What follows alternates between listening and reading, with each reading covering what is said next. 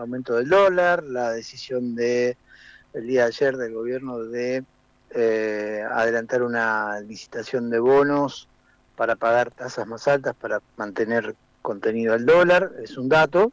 y la negociación que por debajo de la mesa o sin tanta visibilidad se sigue desarrollando con los gobernadores, fundamentalmente los gobernadores que han tenido una línea más cercana al, al gobierno nacional, nos referimos al sector de gobernadores de lo que alguna vez fue Juntos por el Cambio, y que se enfrenta a la disyuntiva del gobierno en qué medida tratar de garantizar algo de lo que le están pidiendo en este contexto de una situación económica que, más allá de la buena noticia que ayer representó para el gobierno nacional el 1,6% de inflación, tiene varios límites severos que impiden, así como así, cumplir con el deseo de los gobernadores, además del condimento político, porque recordemos que toda esta disputa se da en el marco de un año electoral que lentamente va tomando temperatura, fundamentalmente por lo que sucede también al interior de las provincias, con respecto a las candidaturas, los acuerdos que se daban por descontado hace algunos meses atrás, con hipotéticas alianzas con el gobierno nacional, que hoy no están sucediendo. Allí el caso de Corrientes, por ejemplo, es un caso, si se quiere, emblemático de cómo se han dinamitado en términos políticos las relaciones. El condimento para el espectáculo en sí, si se quiere, de lo que representa la vicepresidenta de la Nación, todo eso sazonado de una manera tal que objetivamente las cuentas no cierran por factores más complejos que desarrollar para un politólogo, si se quiere, en una columna de 10 minutos, pero que implica, afecta indudablemente al entramado de relaciones políticas que ha sabido construir, mal o bien, el gobierno nacional. Eso en términos nacionales. En términos locales, la situación de ayer de lo que es la constituyente santafesina, en la reforma de la Constitución, y los problemas que empezó a mostrar claramente la constituyente, porque mal o bien se llegó al comienzo de una instancia histórica como es la reforma de la Constitución para la provincia de Santa Fe, sin los acuerdos mínimos, como por ejemplo para saber cómo se iba a funcionar. Y ahí me parece que hay indudablemente responsabilidad de todos, porque eh, en, en la existencia de 68 o 69 constituyentes, póngase el número de 68 a partir de lo sucedido con Olivera, concretamente no puede decirse que la responsabilidad sea exclusiva de el oficialismo, pero sí hay que tener en cuenta que el que tiene las mayorías siempre es el que de alguna manera tiene que guiar el proceso, y si ese proceso está minado, bueno, hay una mayor responsabilidad de ese que tiene la mayor cantidad de los votos. Intervenciones para todos los gustos en el día de ayer. Uno indudablemente extraña la presencia de constituyentes con formación, en el sentido de lo que se supone que se va a discutir. Uno espera ver esa formación o ese contenido de lo que supone una reforma constitucional y los cambios que deben tener la Constitución santafesina a los fines de los intereses de los santafesinos. Espera verlo, digo, en los próximos días, en cuanto aparezcan conceptualmente temas que puedan ser realmente importantes. Lo que vimos ayer es mucho de el escenario político en un contexto con planteos que, insisto, tienen como mayor destinatario de parte de los opositores al oficialismo, porque efectivamente no se ha trabajado sobre consensos que, insisto, por lo menos hubieran permitido llegar a tener un reglamento de cómo se había funcionado. Ejemplo de ello, lo sucedido con la Constitución anterior, que eh, a partir de un problema de salud, nadie sabía a ciencia cierta cómo se avanzaba o no, con la hipótesis de funcionar con 68 constituyentes o funcionar con 69. Por ejemplo, el problema que puede llegar a tener es que aparezca un empate. Lo que te garantiza el número impar es que si hay empate se resuelve de una u otra manera. Acá depende de cómo se avance, puede darse una situación en algún tema puntual que quede la cosa empatanada, pero habrá que ver el proceso cómo se desarrolla, Julián. Exactamente, bueno, si ya el primer día necesitaron casi 10 horas de sesión solamente para autoridades, secretarios, subsecretarios y reglamento, imagínate cuando se dé el debate con respecto al tema reelección de intendentes, gobernadores. Bueno, balotaje aquí en la ciudad de Rosario empieza a tomar forma el tema balotaje, algo que no es que no lo hablamos, sino se nos pasa, hay tantos temas en el día a día que van quedando de lado algunas cuestiones, pero las discusiones también el día de ayer estaban en torno a la comisión de la cuestión de municipios y comunas, que por allí está Juan Monteverde queriendo encabezar esa comisión y que esa comisión se discuta aquí en la ciudad de Rosario, pero la cuestión balotaje empieza a ser otro de los puntos, pero digo, el primer Sí, día se necesitaron 10 horas de debate para autoridades, imagínate cuando se den algunos debates muy, pero muy profundos. yo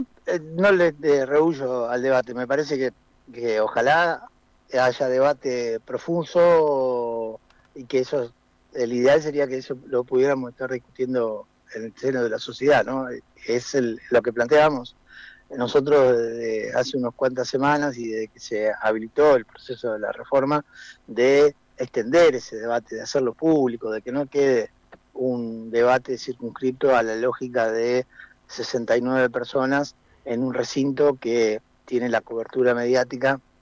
de un grupo de periodistas y nada más. Se perdió, como decíamos ayer, una excelente oportunidad de ampliar el abanico de una sociedad compleja, dinámica, con un montón de matices como tiene la sociedad argentina hoy, en general, la santafesina en particular. Me parece que se perdió una excelente oportunidad. Que haya 10 horas de debate para definir autoridades de reglamentos, insisto, es parte del déficit de cómo se viene, no me parece mal, me parece que es más, describe una situación, y no me parece mal si, llegado el momento, aparece una discusión de muchas horas sobre temas como la importancia o no del balotaje. Puede ser que, insisto, a la sociedad no le interese, pero nos definen. Respecto al tema Rosario, habrá que definir además qué pasa con la famosa autonomía, si efectivamente eso se consagra, porque habrá que tener en cuenta allí que, sancionada la autonomía, Rosario debería darse una especie de constitución, una especie de lo que hoy se llama como una especie de carta orgánica, donde se definan en línea con lo que plantea la Constitución santafesina algunas novedades. Por ejemplo, la posibilidad de cómo sean elegidas las autoridades locales, que puede llegar a darse el caso de que tengan sistemas electorales distintos con la provincia o con el municipio, insisto, a partir de lo que pueda hacer o no la autonomía de Rosario. Falta para eso, me parece, unas cuantas semanas, pero el tema me parece que va a quedar instalado y habrá que prestarle atención porque va a tener que ver con la forma de vida de los rosarinos también, ¿no? Y nosotros planteábamos la posibilidad, por ejemplo, de que puede cambiarse la forma de representación política Uh -huh. de, de, de, de Rosario, porque se podría elegir un esquema mixto donde convivan sí o sí candidatos a lo que hoy son concejales de cada seccional, como una forma de representación asegurada de la realidad de los barrios, o puede seguirse con el sistema actual. Digamos, hay una multiplicidad de opciones que hacen muy rico al debate, pero insisto que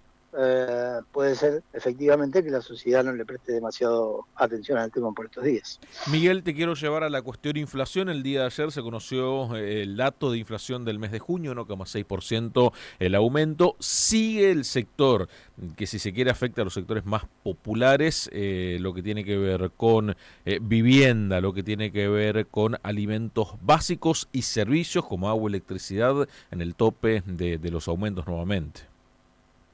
Sí, un número que es, siempre decimos, ¿no? Un número que es político fundamentalmente por lo que vos decís, a quién afecta cuando se producen esos aumentos, y porque además hay una evidente utilización en un sentido o el otro, porque te da una señal. Se ha convertido ese número en una fortaleza para el gobierno. El problema es que se ha convertido en la única fortaleza, porque el dólar, que era el otro elemento que le daba cierta tranquilidad al gobierno, ha empezado a tener un comportamiento más errático, pero fundamentalmente hacia el alza en las últimas 3 semanas, y eso, más allá de lo que se diga, más allá del esquema de bandas que te pone el precio entre 1.000 y 1.400, más allá de que efectivamente existan muchas más opciones para compra por importación, y que eso permita la posibilidad de abaratar ciertos costos de parte de el consumidor, porque tiene supuestamente más opciones, se está haciendo a un costo elevadísimo, porque hay un montón de sectores de la industria alimenticia que están con severos problemas, porque el consumo bajó, y porque más allá de que el gobierno establezca discursivamente la estrategia de correr el eje de que si las formas de medición ya no son adecuadas, porque la forma del consumo varió, y que hay que prestarle también atención a lo que pasa, por ejemplo, en Mercado Libre, más allá de todo eso, cuando vos contraponés la realidad de las empresas de alimentos, empezás a ver que, independientemente de que uses un método u otro en un sentido distinto, la realidad la tenés ahí. Entonces, si tenés problemas en decenas de empresas de alimentos, algunas emblemáticas, que como puede ser, ayer escuchaba una situación muy concreta en Lloralos, por ejemplo, allí en la provincia de Buenos Aires, no es tan sencillo, porque te está demostrando que efectivamente el consumo más básico, el de los alimentos, está muy condicionado. Entonces, la pregunta es, ¿está bien que tengas una inflación del 1,6? La gran pregunta, que te diría eterna para un país como la Argentina, es ¿a qué costo? Bueno, el gobierno elige esta situación, lo pondera, lo reivindica, en el camino van quedando muchos trabajadores, y eso se demuestra también en el aumento de la tasa del